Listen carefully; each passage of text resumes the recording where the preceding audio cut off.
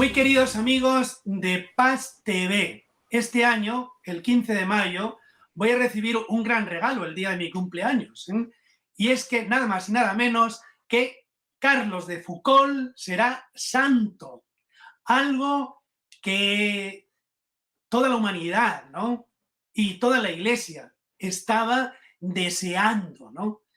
Pero como él se ha querido esconder tanto, ¿verdad? Pues ese grano de trigo que se pudrió, ahora veremos que va a dar mucho, está dando mucho fruto.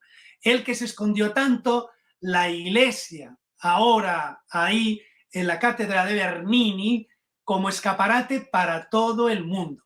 San Carlos de Foucauld, 15 de mayo del 2022.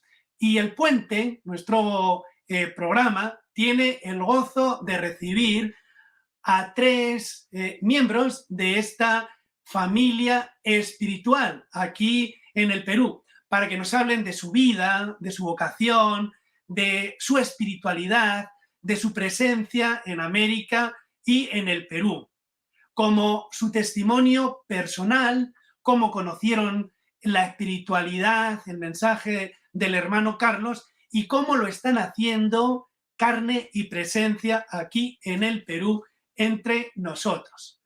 Muchísimas gracias y bienvenidas Susel Guerra, Lourdes Ticona, Rocío Valdeabellá. Y comenzamos con una breve presentación de cada una de ellas. Adelante, Lourdes. Mi nombre es Lourdes Ticona. Soy de Arequipa, pero ya desde el año 90 vivo en Lima. Actualmente soy miembro de la Fraternidad Laica Carlos de Foucauld, que somos una familia extensa. Seguimos la espiritualidad del hermanito Carlos y me siento muy feliz de haber encontrado su presencia de él y que me ayude a seguir a Jesús, a encontrarlo día a día, en nuestra cotidianidad, en nuestros días, en nuestra vida. Lourdes, para Carlos es muy importante el trabajo, ¿no? Laboral. En la presentación, dinos también tu profesión y luego cada una de ustedes nos lo dice también. Bueno, yo soy enfermera técnica y he trabajado en un tiempo en el Ministerio de Salud. Después también trabajé en un centro pastoral, en una posta parroquial, y luego en un colegio, en el tópico del colegio con niños. Entonces, creo que como el hermanito Carlos he estado en una constante búsqueda también, dónde ubicarme, dónde hacer mi vida, o sea, compartir, entregar, ¿no?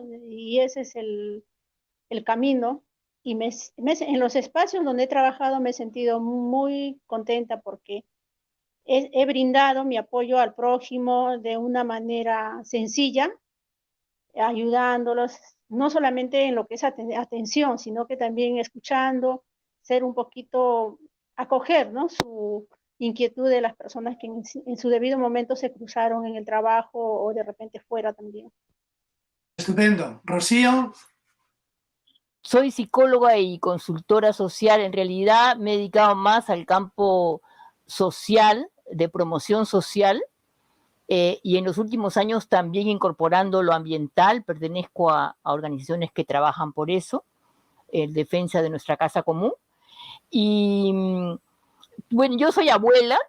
En esta semana, así como nos enteramos que el 15 de mayo es cumpleaños aquí de nuestro amigo, en esta semana también les comparto que nace mi segundo nieto. Les quisiera compartir cómo fue que yo tuve el contacto con la espiritualidad de Foucauld. Cuando yo estaba en el colegio, en cuarto de secundaria, como ya soy mayorcita, esto fue en los años 60, yo estaba en cuarto de media y hubo una semana vocacional. Entonces nos dieron un folleto, un libro, con la presentación de cada una de las congregaciones religiosas para motivarnos para entrar religiosas. Y les confieso que yo cuando leía, decía, cada congregación se siente lo máximo, ¿no? Hace grandes obras por la gloria de Dios. Y en eso me sorprendo cuando leo, hasta ahora me emociono, lo de las hermanitas de Jesús, porque presentaron algo sencillo, y compartían que era una vida de oración, de contemplación, de trabajo diario y de acogida, de seguimiento, de, digamos, de solidaridad desde abajo y viviendo en medios pobres, ¿no? Compartiendo con los vecinos. Y a mí eso me marcó. Ahora, estando en la universidad, pudimos formar con gente de diferentes edades, ¿no? y profesiones o trabajos, una fraternidad que se reunía en el Cerro San Cosme, donde estaban las hermanitas, ¿no? Pero también un director espiritual, un asesor espiritual que yo tenía, me dio a leer algunas obras claves para conocer la espiritualidad. Por ejemplo, En el corazón de las masas, que era una obra de Guayón, de itinerario espiritual de Carlos de Foucault, es decir, bueno, varios autores, y también los escritos espirituales de Carlos de Foucault. Entonces, eso me marcó en mi juventud, ¿no? Ahora, bueno, y en todos estos años hemos vivido los testimonios de los hermanitos y las hermanitas, en el caso de Lima, primero en la margen izquierda del río Rímac, después en Villa El Salvador, y de las hermanitas en el Cerro Rancomo, que han marcado a mucha gente, ¿no? Y ahora ellos y ellas no están, pero ahí tenemos el desafío de los laicos. Y entonces en la fraternidad, como decía Lourdes, compartimos, y creo que este es un tema importante para nosotros, y muchas gracias por invitarnos, ¿no? O como hoy nos toca a los laicos y laicas el desafío de recoger el legado, ¿no? De Carlos de Foucault. ¿En qué colegio tuvo lugar esa Bueno, eso es divertido. ¿Por qué? Porque el colegio era el Sofiano y yo tengo 2 hermanas religiosas de esa congregación. Y bueno, la congregación, dicho sea de paso, cambió muchísimo a partir del Concilio Vaticano II. Y realmente también la congregación, que aparecía como una congregación que su educación era sectores más exclusivos, aunque había una escuelita para los que no tenían recursos, pero, por ejemplo, en el Agustino, que es un barrio popular, ahí también posteriormente crearon pequeñas comunidades, en varios lugares del Perú, en realidad, justamente, Carlos de Foucault fue precursor de esos cambios que hubo en la congregación en la cual yo estudié, en el colegio que yo estudié, y así varios ejemplos hay, ¿no? En ese sentido, Carlos de Foucault fue un precursor con sus pequeñas fraternidades, ¿no? Estupendo, muy bien. Susel. Soy peruana, limeña, aunque la mayor parte de mi vida la he pasado fuera aquí del Perú. He vivido prácticamente en América del Sur, en Centroamérica, los últimos años, y formando parte de la Congregación Hermanitas del Evangelio. Por eso, ahora que hablaba Rocío sobre eso, es verdad, ¿no? O sea, a mí mi caminar vocacional ha sido prácticamente de esa búsqueda, más bien de una vida consagrada, simple, sencilla, basada en el trabajo, en la oración, en el acompañamiento con las comunidades, uno más dentro del pueblo donde uno se inserta, ¿no? Es ese caminar, el seguimiento de Jesús sencillo que me atrajo mucho, y entonces ahí prácticamente, estando en la fraternidad, fui empapándome del espíritu de Carlos de Foucault, ¿no? Que, bueno, ya después vamos a compartirlo. Pero sí, la inserción ha sido muy bella en tierras de misión, como les digo, y bueno, ahora ya estoy aquí en Perú. Y un gusto, ¿no? Un gusto escuchar a cada una. ¿Cuál es tu profesión, Susel? Bueno, yo antes de entrar a la congregación, pues yo estudié biología. Entonces, lo de la casa común, como dice Rocío, es una gran preocupación, ¿no? Siempre he estado ahí metida en causas también de defensa del medio ambiente, pero después estudié teología en la UCA, en la Universidad Centroamericana de los Jesuitas, en El Salvador. Y después enseñé, lógicamente después de eso ya enseñé en escuelas y entonces tengo esas profesiones. Me gustaría ahora para todos nuestros televidentes, ¿no?, que tengamos como una síntesis, ¿verdad? Una semblanza del hermano universal, del padre Carlos de Foucault. Una de ustedes, adelante. Sí, aquí hemos intentado hacer una síntesis, bien síntesis, porque su vida está llena de muchas cosas que simbolizan esa búsqueda de Carlos, ¿no? Porque es el buscador de Dios. Hay una frase muy importante que él siempre se quedó en su corazón, ¿no? El secreto de mi vida, dice él, he perdido el corazón por este Jesús. O sea, toda la vida del hermano Carlos siempre ha sido un mirar a Jesús, ¿no? Fijarse solamente en Jesús. Y por eso tuvo ese proceso de búsqueda, ¿no? Incansable de Dios. Carlos perteneció a una familia noble de Francia a finales del siglo XIX y tuvo una hermana que se llamaba María. Ella nace 3 años después de él, ¿no? Pero hay un acontecimiento fuerte en la vida de ellos, ¿no? A los 6 años se quedan huérfanos de padre y madre.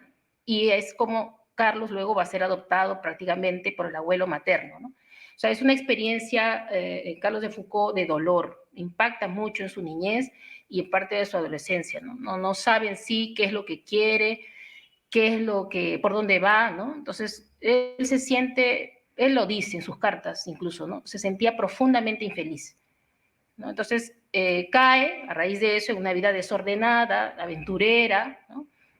Pero luego se incorpora a la carrera militar, pero es un militar un poco que no tan aplicado, podríamos decir, ¿no?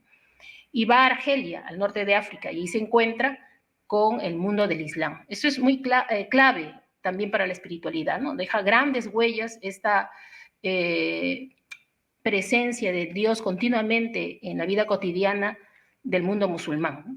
Entonces, luego, después de allí, ¿no? Deja esa carrera militar, se vuelve científico, viajero, explorador. Por eso decimos que él es un buscador, porque va intentando, ¿no? Va intentando encontrar ese porqué de su vida. Luego hace esta exploración a Marruecos, es una exploración que va a ser premiada por la Sociedad Geográfica de París, y ahí descubre la profundidad de la oración en el mundo islam, ¿no? Entonces, el mirar que durante el día los musulmanes interrumpen un momentito, ¿no? Para ponerse a orar, eso es algo que le impresiona, ¿no? Se hace prácticamente un buscador de Dios, ¿no? Luego llega un momento en el cual entra a un templo. Lo estoy haciendo así brevemente, pero para decirles que Carlos siempre intentó encontrar a este Dios que él en su momento abandonó, ¿no?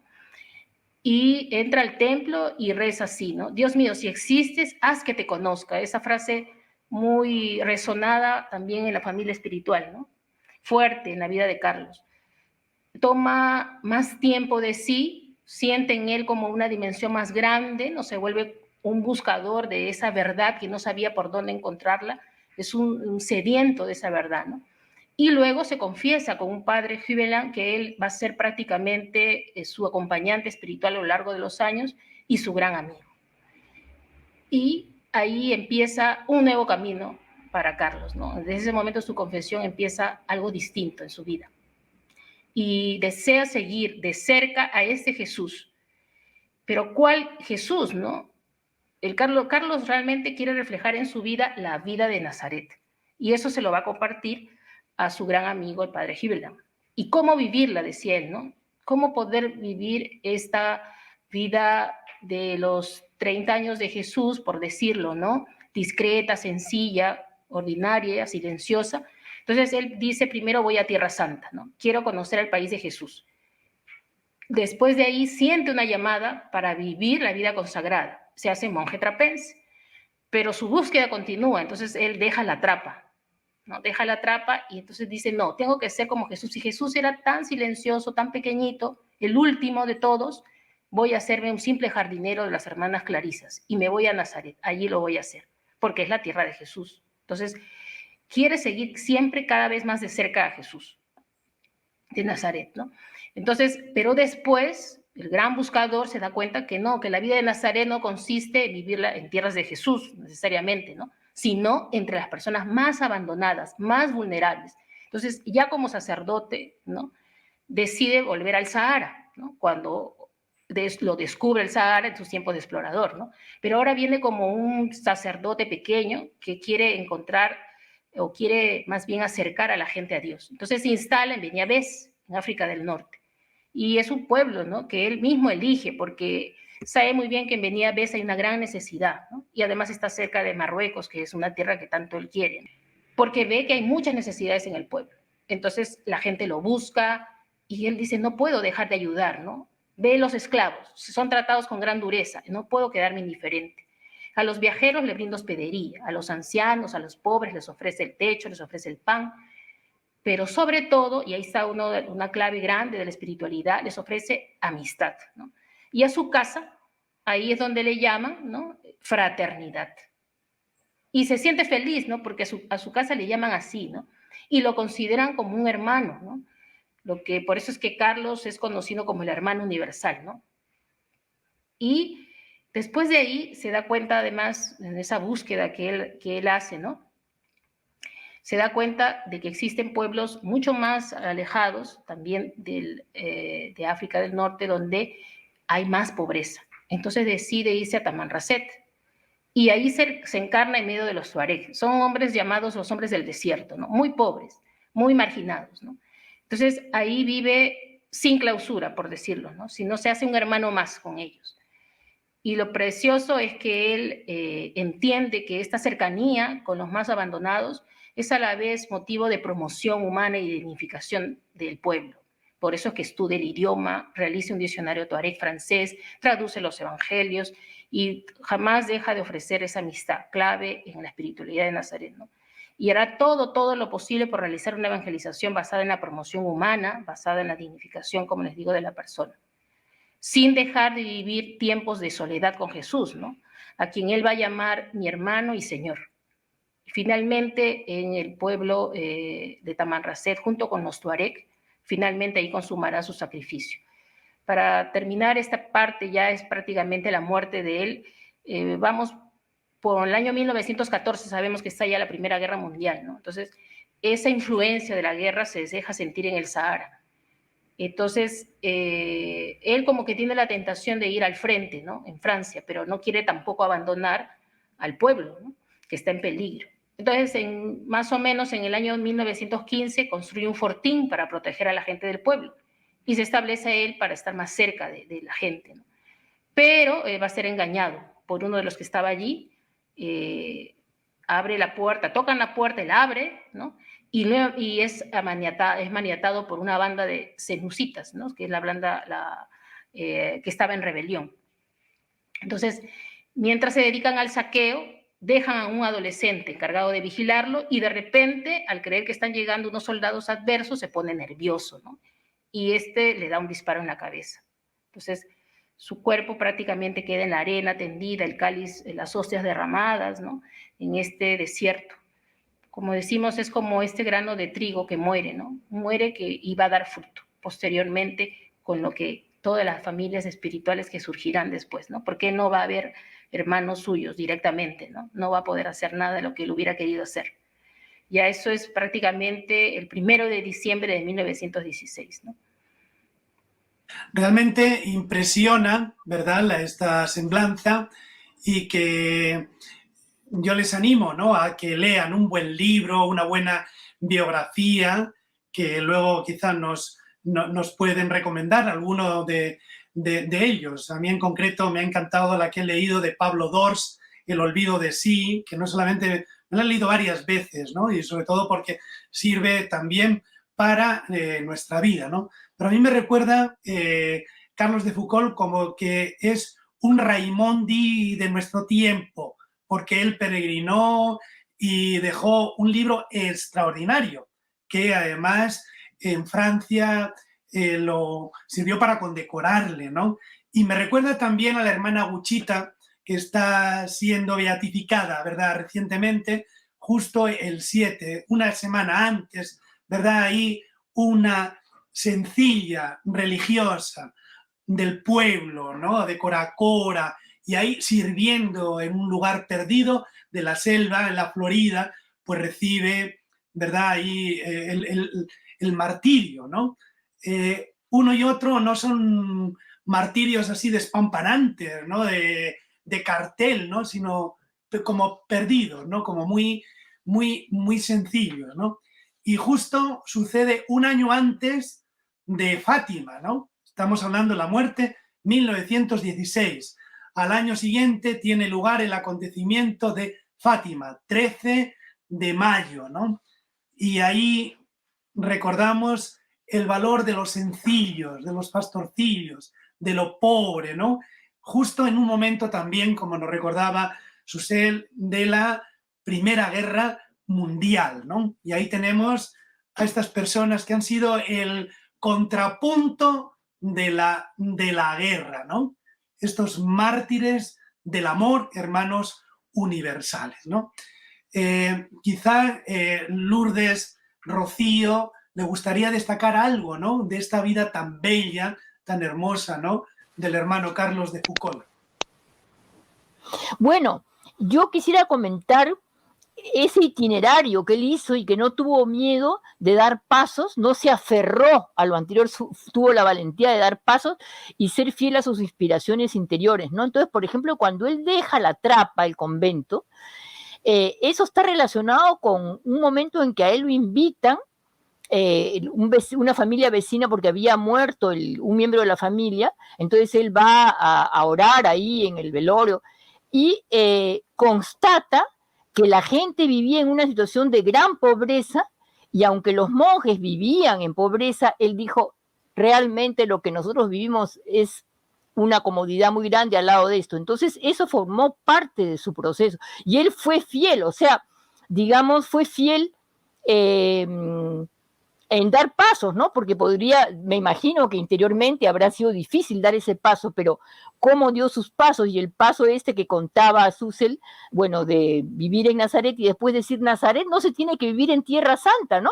Porque a veces mucho, ¡ay, Tierra Santa, visitemos Tierra Santa! Y sin embargo, lo que tenemos que hacer es seguir a Jesús en las distintas realidades. O sea, como él dice, se puede vivir Nazaret en cualquier lugar, ¿no es cierto? No solamente hay que estar. Entonces él es capaz de salir de Nazaret e ir al África, ¿no? Y yo siempre les comento que a mí me conmueve mucho también la foto de él en su familia aristocrática francesa de niño, y una de sus últimas fotos en que se le ve el rostro de un africano, o sea, cómo ese ser humano se fue transformando, ¿no? Eso como parte de las cosas que uno ha recibido, ¿no?, de Carlos de Foucault. Muy bien, Lourdes. Bueno, a mí en la semblanza del hermano Carlos, tiene muchos momentos que me llaman la atención, me admira, pero hay unos que también me marcó mucho, ¿no? Su entrega a los tuaregs, cuando él se hace uno de ellos, aprende su idioma, su lengua, incluso hace un diccionario en el idioma, e incluso llega a tener el traje de ellos, ¿no? O sea, él no intenta cambiar a nadie, sino hacerse uno de ellos, entregarse, descubrir, vivir su momento, pero ser uno de ellos, ¿no? Eso, o sea, hay muchas etapas, pero esta también como que llama mucho la atención de cómo el hermanito se entregaba. Se adelantan a muchas de las actitudes y gestos de nuestra iglesia de Francisco, de esta iglesia en salida, ¿no? Entonces, ¿cuánto podremos realmente aprender? Podríamos ver así cuáles han sido como sus ejes, sus claves de la espiritualidad. Esta vida silenciosa de Jesús en Nazaret, eso se va a convertir en una espiritualidad, ¿no? Va a mover el corazón de Carlos, va a mover el actuar, su estilo de vida, ¿no?, de Carlos de Foucault. Entonces, la espiritualidad de Nazaret se centra prácticamente en este amor al Padre, ¿no?, como Jesús lo vivió en Nazaret.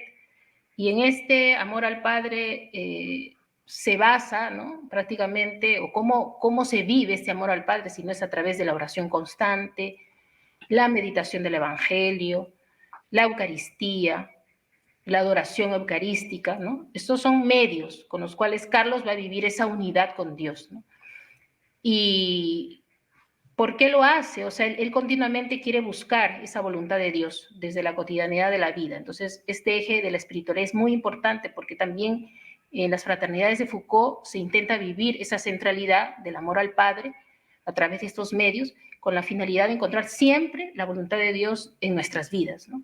Y eso es lo que irá moviendo nuestro ser, nuestro actuar. Si nos vamos por allá, no me llama por aquí, ahora estoy movida por este lado. O sea, creo que es un poco una espiritualidad también en movimiento, ¿no? El otro eje es el trabajo, ¿no? Como decías, Benito, ¿no? Es un eje muy importante porque Carlos de Foucault se va a dar cuenta que la vida de carpintero, de obrero de Jesús, prácticamente lo hizo uno más con el pueblo, ¿no? Y a la vez el trabajo fue un medio para conocer la realidad del pueblo, ¿no?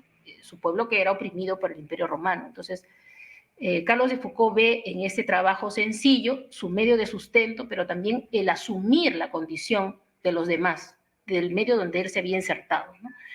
y siendo a la vez el trabajo un medio de servicio, un medio de solidaridad con el pueblo.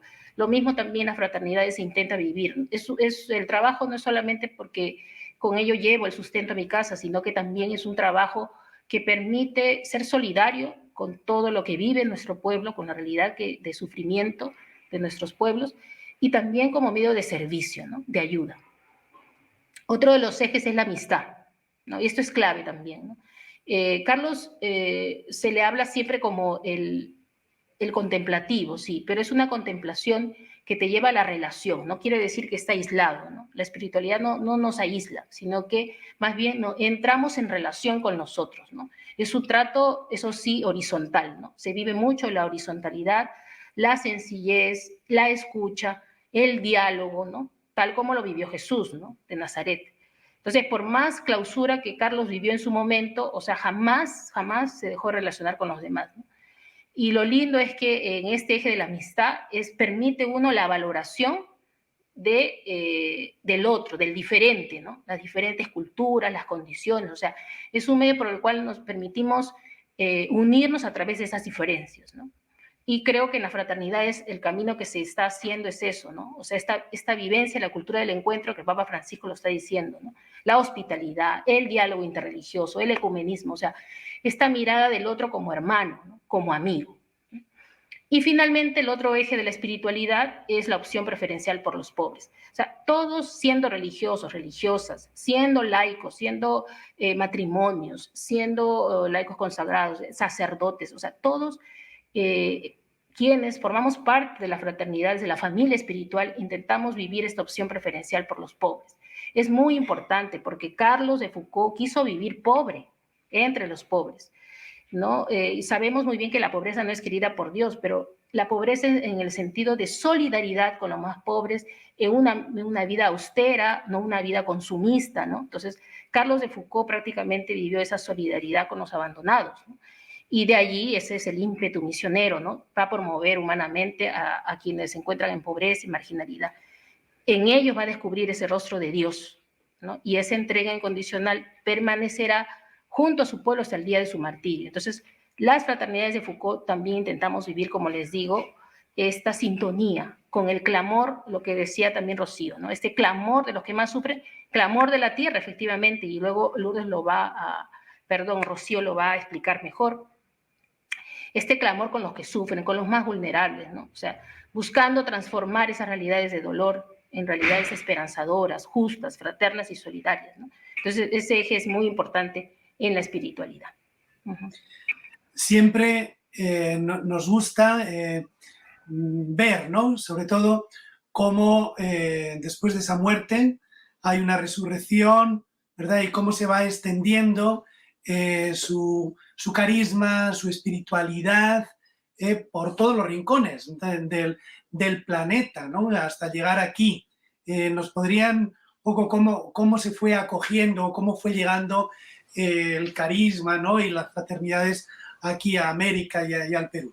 Bueno, actualmente estamos en América, casi en todos los países está la familia espiritual.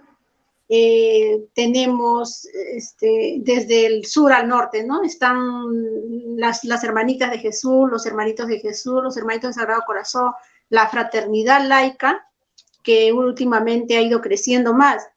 En Brasil, donde existen muchos más grupos, en Argentina, Chile, y en muchos países la fraternidad laica tiene una participación activa frente a la sociedad, ¿no? En la lucha por la igualdad, los derechos humanos.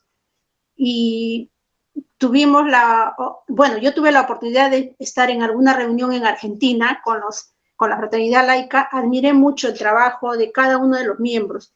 Los fraternos de Argentina, por ejemplo, algunos han vivido y tienen una experiencia vivida en la época de la dictadura. Han sido perseguidos, detenidos, torturados. Es increíble, ¿no? Y actualmente siguen en pie de lucha por buscar la igualdad, por encontrar, ¿no? Muchos hermanos y religiosos que han desaparecido en ese momento.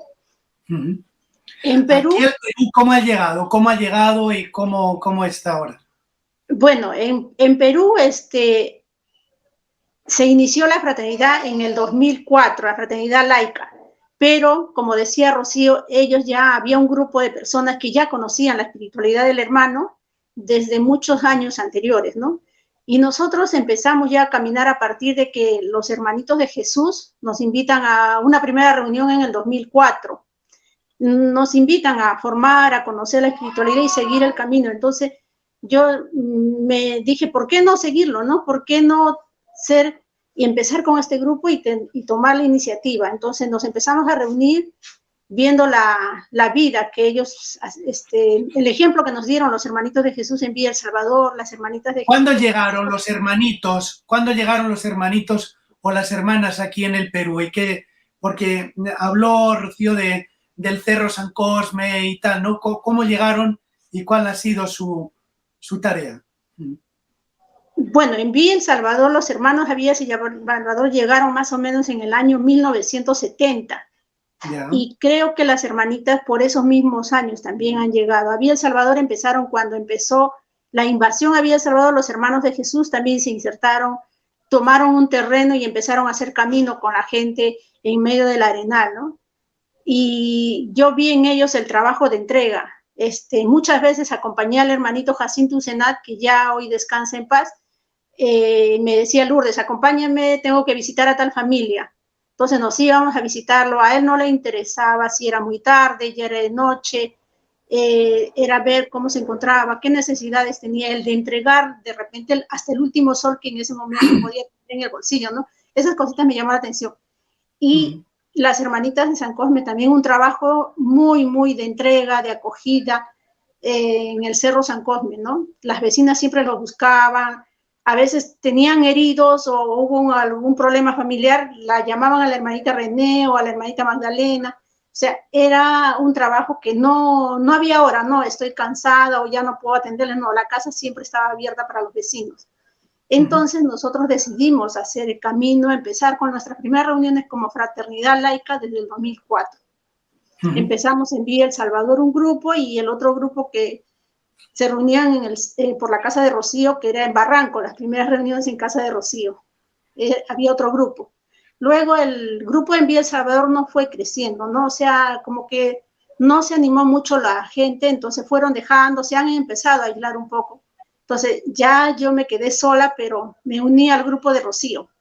Desde ese entonces ya nos reunimos con Rocío, el grupo, somos actualmente como 8 o 9 personas y nuestras reuniones son mensualmente, una vez al mes, ¿no? Y tenemos jornadas cada 3 meses. Luego, en el 2005, se inicia otro grupo de fraternidad laica de matrimonios en Piura. En Piura empezaron 6 parejas. Estas parejas eran de parejas guías de la catequesis familiar.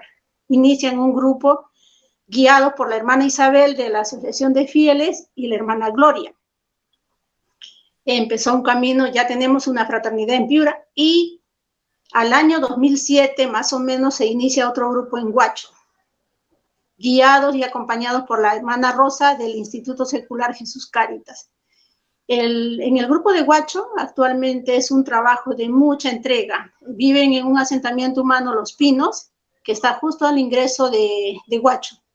Y es un asentamiento humano, bueno, desde la primera visita que yo hice hace 10 años atrás y acabo de hace 2 semanas volver a ir a ver la fraternidad, me doy cuenta que no ha avanzado en servicios básicos, ¿no? Pero la fraternidad está en un apoyo solidario de entrega, incluso en sus medios, ¿no? O sea, ellos son personas de bajos recursos económicos, pero lo poco que puedan conseguir y dar han sido un apoyo abierto y de activamente ahora en la época de la pandemia. En toda la época de la pandemia se han iniciado, ¿no? Y tenemos un joven que está empezando en la fraternidad, Ángelo. Es un chico que de repente deja muchas cosas que hacer en su vida personal por buscar llegar y visitar a los asentamientos humanos, ¿no? O sea, allí no hay movilidad, se va caminando, está llevando mucha ayuda en conjunto con la hermanita Rosa y la diócesis de Huacho. Entonces, es un trabajo muy activo actualmente de la fraternidad de Huacho. Y bueno, estamos en Piura, está la Asociación de Fieles, que son célibes laicas consagradas, un grupo de 7, 8 mujeres, Y hoy hay una nueva comunidad que ha empezado hace 3 años, la comunidad OREP de la Fraternidad Carlos de Foucault también, ¿no? Que está Gloria y 2 hermanas más, están empezando su camino. En Huacho está la hermanita Rosa en la y Martita en la comunidad Jesús Cáritas. Y bueno, aquí en Lima que seguimos con nuestras reuniones, el grupo, ahora acogiendo a Susel y siempre con ese deseo de ir creciendo, ir animando a los jóvenes, ¿no? Para que nos vayan siguiendo nuestros pasos, conozcan al hermano Carlos.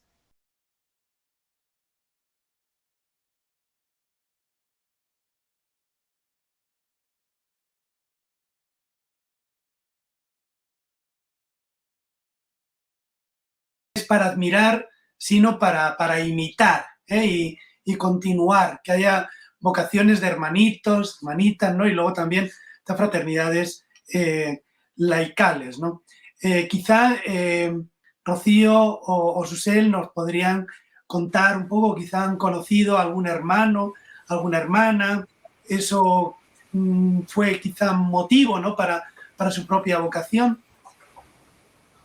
Bueno, en relación a cómo los he ido conociendo, bueno, tengo entendido que un poco antes lo de el Cerro San Cosme, creo que fue incluso a mediados de los 50, creo 60, pero nosotros ya los hemos conocido después, ¿no? Y cómo cuando hemos visitado a los hermanitos y mucha gente, no solamente creyentes, sino gente con sensibilidad social, política, se sentía atraída y visitaba a los hermanitos de Juan Safor, que ya murió hace muchos años, el hermanito Jacinto, en la margen izquierda del río Rima, que en Villa El Salvador, ¿no? Entonces realmente todo eso ha marcado a mucha gente, ¿no? Uh-huh. ¿Tu vocación, Susel, cómo fue? Prácticamente una búsqueda para una vida consagrada, más horizontal, menos encuadrada y prácticamente de vivir una vida sencilla, ¿no? Y de oración, ¿no? Entonces yo me fui a Ecuador, a Riobamba, y ahí conocí a la fraternidad, ¿no? El primer paso también fue por Rosita de Huacho, que ella me dijo, ¿no? Ahí las hermanitas del Evangelio, porque ya no estaban, o sea, las hermanitas de Jesús estaban, pero la parte de la evangelización, que a mí me llamaba siempre la atención, ¿no? Me ha llamado siempre eso, ellas no lo tienen, ¿no? Entonces, las hermanitas del Evangelio, con los hermanitos del Evangelio, sí tienen esta parte un poco más de evangelización directa. Entonces, por eso es que yo me fui a Ecuador y ahí en Riobamba, que es la tierra de Monseñor Proaño, ahí es donde yo las conocí.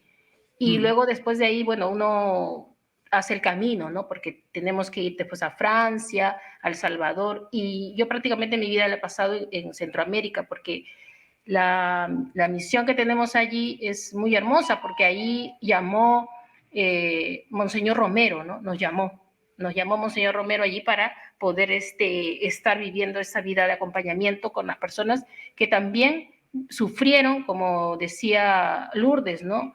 Toda la parte de esta guerra civil, ¿no? En El Salvador. Entonces, fue prácticamente una búsqueda de una vida sencilla, codo a codo con la gente y de compromiso realmente con el pueblo, ¿no? Con los sufrimientos, con las causas de los que más sufren. Yo creo que eso es lo bello de la fraternidad, ¿no?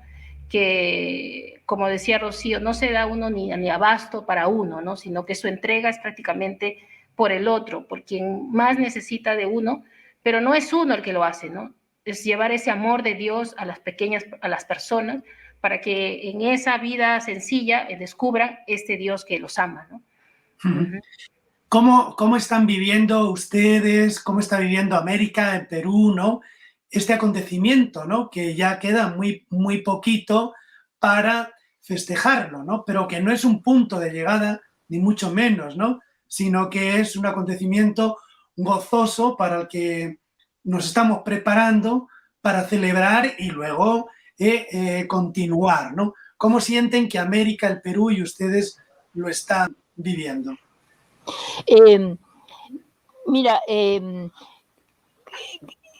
realidad, cuando hemos conversado de la canonización, lo hemos celebrado, por supuesto, pero al mismo tiempo hemos sido críticos de una manera de encarar una canonización muy devota, como decía el otro día Susel en una reunión, de prender velitas, pero no de recoger profundamente el legado espiritual. Entonces, nosotros vemos que esta etapa es una etapa que no concluye el 15 de mayo, ¿no? Sino que va a seguir en el sentido de rescatar esa espiritualidad. Y como señalaba Lourdes, también en toda América Latina, las fraternidades laicas, y bueno, y los hermanitos y hermanitas donde todavía donde están, recogen la espiritualidad de Nazaret, pero como lo fue Jesús en Nazaret, parte de la periferia del Imperio Romano Galilea, es la familia, ¿no? Nuestra familia, la familia pequeña de los que viven bajo el mismo techo, pero la familia de Nazaret no es simplemente eso, sino es la familia humana y la familia de los más abandonados, marginados. Entonces, ese concepto de familia es ampliar, ¿no? No es encerrarnos en la nuestra, ¿no? Con los cuales tenemos vínculos de sangre. Entonces, estos elementos que hemos conversado de oración, trabajo diario y acogida, fraternidad, solidaridad, nosotros estamos viendo que hay algunos elementos de la realidad de hoy, del siglo XXI, que hay puntos comunes, pero hay muchos puntos nuevos en relación a los años en que vivió Carlos de Foucault. Entonces nosotros estamos llamados a recoger su mensaje en la realidad de ahora. Quisiéramos compartir algunos aspectos, por ejemplo, la pandemia, ¿no? No podemos ignorarla, o sea, esto es algo que la humanidad ha vivido y sigue viviendo, y que el aprendizaje del cuidado, ¿no? Del cuidarnos los unos a los otros, y no solo los de nuestra familia, sino la familia, ¿no? En sentido más amplio, digamos, también nos ha hecho vivir Nazaret, y es un llamado a vivir Nazaret, pero en sentido amplio, ¿no? O sea, José y María en su familia, pero con todo el pueblo de Nazaret, ¿no? Y el pueblo más amplio. Por otro lado, la pandemia ha agudizado y evidenciado problemas preexistentes, ¿no? La desigualdad, ahora, por ejemplo, aumenta la pobreza, el hambre, el desempleo. Entonces, digamos, vivir la espiritualidad hoy es también solidarizarnos de manera inmediata frente a todo ello, pero también en propuestas que cambien esa situación, ¿no? Una amplitud en el sentido de la familia humana, ¿no? Y de que tenemos que trabajar para cambiar esas condiciones que no responden a la voluntad de Dios, porque la injusticia, la desigualdad no es lo que Dios quiere para nosotros, ¿no? Ni lo que Jesús nos enseñó. Por otro lado, hay una tercera cosa que ya ha salido, que es lo del grito de la tierra y el grito de los pobres, que lo dice Francisco en Laudato Si. También cuando vivió Carlos de Foucault, él se solidarizó con los pobres y escuchó el grito de los pobres, pero en esos años no había la conciencia y la humanidad del tema ambiental, ¿no? El cuidado de nuestra casa común, el reconocer que hemos errado y que no se trata de dominar en el sentido negativo de la palabra dominar, sino ser custodios de la tierra. Eso es más nuevo, ¿no es cierto? Entonces hoy las fraternidades también les toca incorporar eso ahora en el siglo XXI como parte de la espiritualidad, ¿no? Y por otro lado, en relación a la realidad política, ¿no? Que efectivamente hay un desprestigio en nuestro país y en muchos países de la política, en el sentido de que los políticos, en lugar de servir al bien común, se sirvan a sí mismos, a sus intereses particulares, ¿no? Expresiones como la corrupción y muchas otras, ¿no? Entonces, aquí ya como concluyendo en relación al mensaje de Fratelli Tutti, ¿no? Porque Fratelli Tutti, el Papa justamente da esta encíclica en un contexto de pandemia y habla del bien común. Entonces la verdadera política es puesta al servicio del bien común, de manera que ser fieles a esa espiritualidad es también trabajar por el bien común y contribuir a eso, a generar una política distinta que favorezca. Y yo quisiera esa intervención terminarla con lo que el Papa en la Laudato Si, en la Fratelli Tutti, ¿no? En la Fratelli Tutti menciona en el número 286, y yo creo que es importante que todos leamos y apliquemos en nuestra propia realidad el mensaje de Fratelli Tutti. Dice, ¿no? En el número 286, quiero terminar recordando a otra persona de profunda fe, quien desde su intensa experiencia de Dios hizo un camino de transformación hasta sentirse hermano de todos. Se trata del beato Carlos de Foucault, y dentro de pocos días el santo Carlos de Foucault, el hermano universal. Qué contento estoy con el programa, pero se nos ha ido el tiempo, ¿eh? Deberemos dedicar 3, 4 programas, ¿no? Realmente la encíclica Fratelli Tutti empieza por Francisco de Asís, todos hermanos, ¿no? Y culmina con este Francisco de nuestro tiempo, que es Carlos de Foucault, ¿no? Me gustaría ya que cada una de ustedes pues que nos dé un mensaje final y que aproveche por si algo se ha quedado, ¿verdad?, en el tintero sobre la obra, la misión y cómo lo están viviendo ahora. Así que adelante, Lourdes. Bueno, un poquito para redondear lo de la canonización, el reconocimiento de canonizar al hermano reconocer al hermano Carlos es un momento importante para la iglesia, ¿no? Porque se reconoce al hombre que se entregó, que fue por el último, por el abandonado, ¿no? Entonces, por la época de la pandemia, por ejemplo, hemos dejado de reunirnos, tener reuniones presenciales, pero ahora esto de la virtualidad y vía Zoom ha unido para reunirnos en varias partes del mundo, ¿no? Las fraternidades en el mundo se están reuniendo vía Zoom, y ahora por este camino de la canonización tenemos reuniones más perennes con distintos grupos de la familia, ¿no? Religiosos, laicos, sacerdotes. Estamos viviendo un momento de mucha emoción, con retiros, entrevistas, ponencias. Entonces, yo creo que esto va a ir abriendo a más personas que nos vayan conociendo, que vayan conociendo el camino, la espiritualidad, ese camino tras las huellas de Jesús de Nazaret que nos dejó el hermano Carlos, ¿no? Como un legado. Y pues solamente vamos a pedir mucho a Dios que nos guíe espiritualmente, que nos guíe el camino y nos diga por dónde ir abriéndonos, y como decían, ¿no? Ir teniendo gente joven, que los jóvenes no se alejen de la iglesia, que conozcan, que se acerquen. Ese es un poquito más para ir redondeando este momento de emoción hacia la canonización del hermanito, que ya falta poco, ¿no? Estupendo. Rocío, y va preparando la oración final, Susel. Miren, justo estaba pensando en este tema de hermano, de cómo acá en el Perú, hablando dentro de nuestro, ¿no? A veces el hermanón, el hermanito, hemos visto cómo se ha visto que la gente mafiosa, corrupta, que roba para sus intereses y que, digamos, con eso perjudica, por ejemplo, roban en el Estado perjudicando lo que tiene que ser para el servicio de la gente, dicen hermanón, hermana. Entonces, digamos, como contraste, la fraternidad no es eso, ¿no? Hermano, hermana, no, un momentito, la fraternidad es esa fraternidad que vivió Carlos de Foucault, ¿no? No distorsionemos la fraternidad, hermanito, hermanito, y para hacer cosas mafiosas o de provecho propio, ¿no? Entonces yo creo que el legado de construir la fraternidad universal, yo lo veo que es muy hermoso y nos llena de esperanza en el sentido de un momento tan difícil como el que vivimos, que es como en realidad es fácil desalentarse, pero yo creo que más bien nos llama a construir esta fraternidad, ¿no?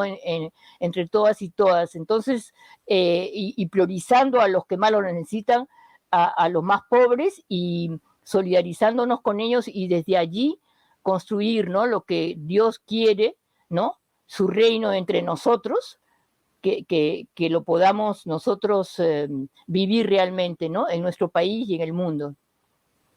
Muy bien, gracias. Susel.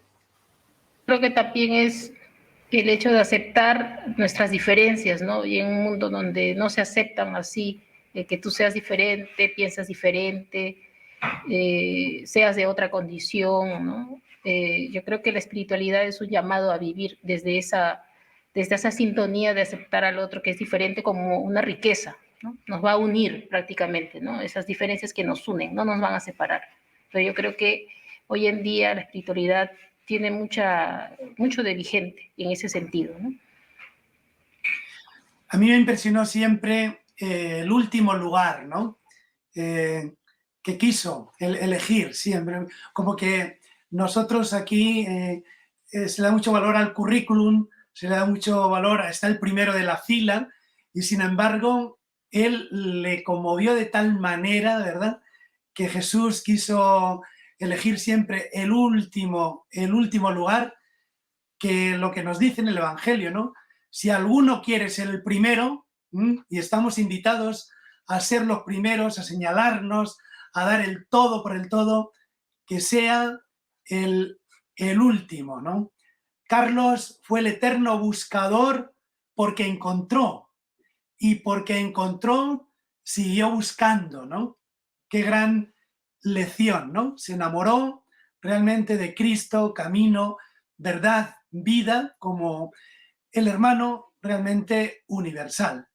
Me gustaría culminar, no tenemos un sacerdote que nos dé la bendición, pero una oración del hermano puede suplirla perfectamente. Susel. Sí, uniéndonos a todas las fraternidades en el mundo, vamos a rezar esta oración de abandono que cada miembro de la fraternidad, en un momento de su diario vivir cotidiano, lo reza, ¿no? Y se pone en presencia de este Dios Padre y Madre. Padre mío, yo me abandono a ti. Haz de mí lo que quieras. Lo que hagas de mí te lo agradezco. Estoy dispuesto a todo. Lo acepto todo, con tal de que tu voluntad se haga en mí y en todas tus criaturas. No deseo nada más, Dios mío. Pongo mi vida en tus manos.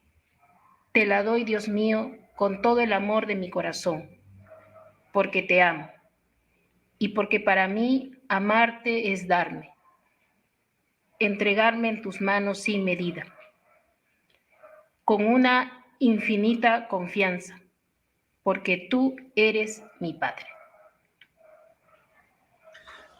Pues muchísimas gracias por hacernos tan presente y tan vivo a nuestro queridísimo Carlos, que ahora ya le vamos a llamar San Carlos de Foucauld.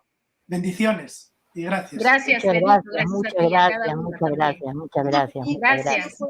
Muchas gracias. Este domingo 15 de mayo tendremos la Eucaristía de Acción de Gracias por la canonización en la Catedral de Lima a las 11 de la mañana.